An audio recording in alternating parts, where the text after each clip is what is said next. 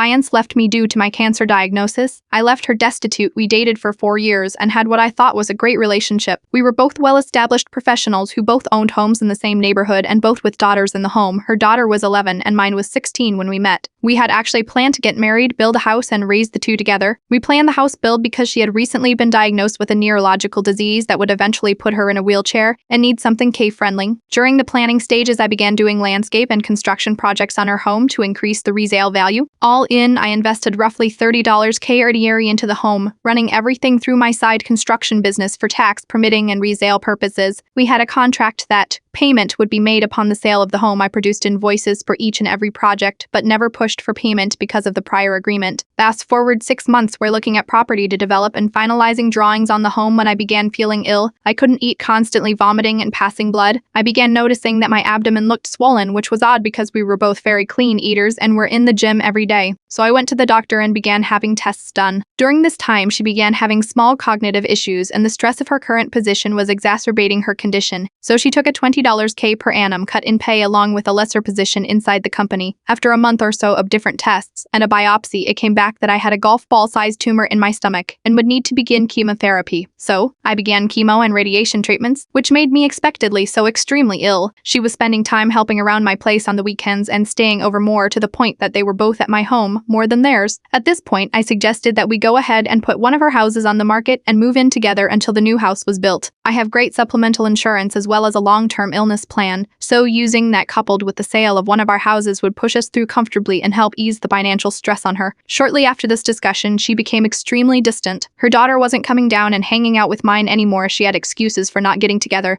She quit driving me to treatments and stopped staying over. She then dropped a bomb, a sentence that will forever be burned into my psyche. Fipe, I love you, but I can't see myself taking care of someone this sick in the long term, and I don't think we should see each other any longer. It broke me, I won't lie. This was the first woman I had ever opened up to and planned a life with since my wife died when my children were 1 and 3. However, I tried to be mature about it. I forced myself to understand her position and to accept what I could not change. I calmly the next day gathered all of her things, packed them neatly, loaded them in my truck, and took them to her house to leave on the back porch while she was at work, in order to avoid any awkward exchanges. Walking around the back and under the porch cover, I sat down a box and saw her in her back living room, on the couch having sex with a man that she had introduced to me as a lifelong friend. I had dinner and drinks with this man and his girlfriend. We had gone on vacation with them as well. I never spoke of the incident with her and simply sent her a text later, explaining that I would leave her things on my side porch to pick up at her convenience. I discovered 8 or 9 months later from his now ex-girlfriend that they had broken up due to him confessing that he had been sleeping with my